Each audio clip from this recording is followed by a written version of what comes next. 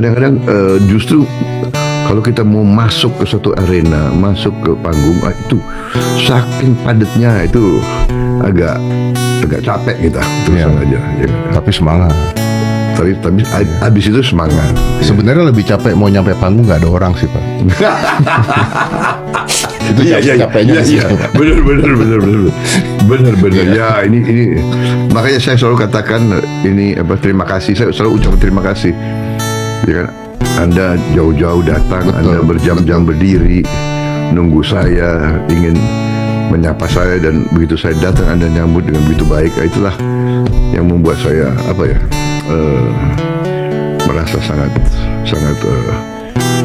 dihargai, dicintai kan intinya gitu Pak. Tapi yang hujan-hujanan tuh gimana? Ya bagaimana? Pendukung saya, masa saya hujan-hujanan tidak bergerak, ya kalau ya prinsip pemimpin ya, kalau anggotanya atau rakyatnya basah, ya pemimpin harus basah. Kalau rakyatnya kepanasan, pemimpin harus kepanasan. Dan itu konsekuensi dari pemimpin. Iya sih, saya ngebayangin kalau Bapak lagi siang-siang kan kepanasan. Tapi saya kan dengerin Bapak yang waktu hujan-hujanan. Bapak kan bilang kalau kalian hujan-hujanan, saya harus hujan-hujanan. Itu pengawal nggak ada yang mau bawain payung Pak? Nggak boleh, saya nggak boleh, Bapak usir Pak. Iya, yang mau bawa payung itu anak-anak dari masa. Dari masa mau mayungin Bapak? Iya, saya bilang jangan, nggak usah. Nggak. Tapi saya tidak merasa kedinginan. Nah itu pertanyaan saya, nggak demam Pak? Tidak, saya kira mungkin adrenalin. Iya. Jadi sama sekali saya tidak nggak demam, nggak flu besoknya Pak. Bapak saya kan pernah ikut kunjungan kerja sama Bapak. Iya. Kalau Bapak masih ingat. Iya. Waktu itu tuh ada di satu hotel. Iya. Terus saya jam 4:30 pagi tuh udah ke gym. Gymnya kan jauh tuh Pak, jalan udah ke gym. Saya tuh berpikir bahwa saya adalah orang pertama yang menginjak gym pada saat itu. Udah bangga banget. Begitu nyampe ke gym, di situ ada beberapa ajudan Bapak. Terus saya pikir, oh ini ajudannya dari pagi ke gym gitu. Ternyata Bapak berenang di bawah. Itu jam 4:30 pagi Bapak. Ini saya suka cerita kemana-mana, Bapak berenang di bawah jam 4:30 pagi. Memang harus renang tiap hari. Bagi saya itu ya semacam kebutuhan ya. Jadi berenang memang untuk fisik, tapi bagi saya lebih untuk juga sangat penting untuk untuk psikologis. Jadi saya seger, saya kontemplasi di air. Oh, sambil berenang saya kontemplasi. Jelasin Pak, coba jelasin. Iya, sambil berenang saya kok dapat banyak gagasan, banyak ide, banyak. Justru di saat berenang. Di saat renang itu dapat ide. Iya, jadi saya tuh semua staf saya sudah mengerti bahwa kalau saya berenang pasti manggil di tengah berenang, nanti panggil sekpri, sekretaris pribadi, turun panggil sekpri, datang sekpri, habis itu saya kasih petunjuk, karena saya kan tidak mau lupa gagasan. Kalau saya dapat ide, saya dapat gagasan, saya dapat sesuatu, saya tidak mau lupa, jadi harus ada yang ngatur. Ya benar, kadang-kadang kita udah dapat pikiran satu saat malam-malam, pagi-pagi lupa tuh kita tuh. Benar Pak. Habis itu saya juga, wah, tolong telepon ini, telepon A, telepon B, telepon sini, telepon sini. Seketika. Jadi habis itu saya berenang lagi. Dan berenang saya harus pakai musik. Saya punya. Oh, yang kayak jobon yang nempel di sini Pak ya? Di telinga itu. Di telinga ya.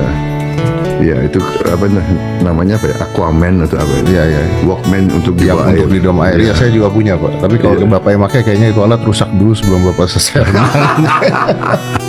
Saya juga kaget, saya dibikin nyanyi lagu bagus banget. Gue nyanyi paling bukan bisa nyanyi, kan?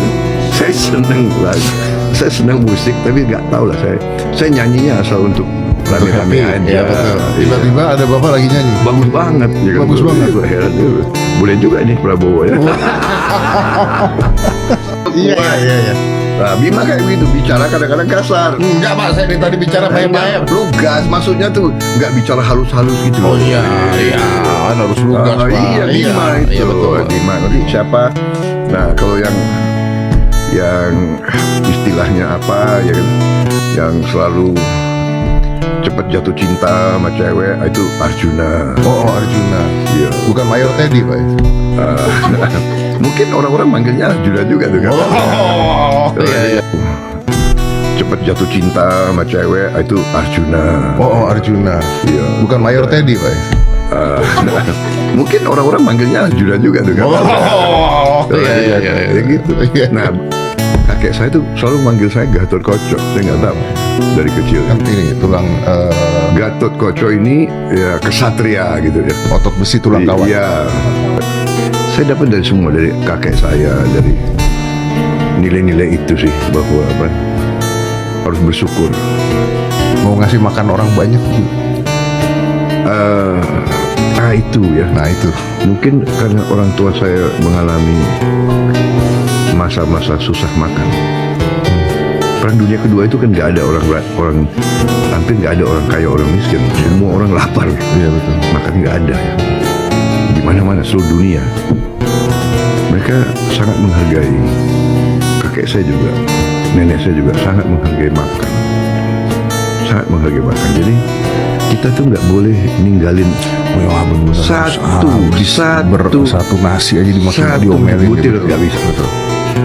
Ditungguin. Nenek saya tuh nungguin harus habis. Dan kalau nggak habis, ingat banyak Orang di sana yang banyak anak-anak seperti kamu tidak bisa makan. Itu selalu ditanamkan kepada kita. Jadi kalau kamu makan, bersyukur. Setelah saya pelajari, itu adalah langkah strategis untuk membangun suatu bangsa. Jadi rakyatnya, anak-anaknya harus sehat. Sehat itu dimulai dengan gizi yang baik. Ya. Jadi pemimpin harus memperjuangkan ya kepentingan yang besar, kepentingan umum rakyat yang besar. Jadi kepentingan rakyat, tapi yang paling utamanya gitu. Ya.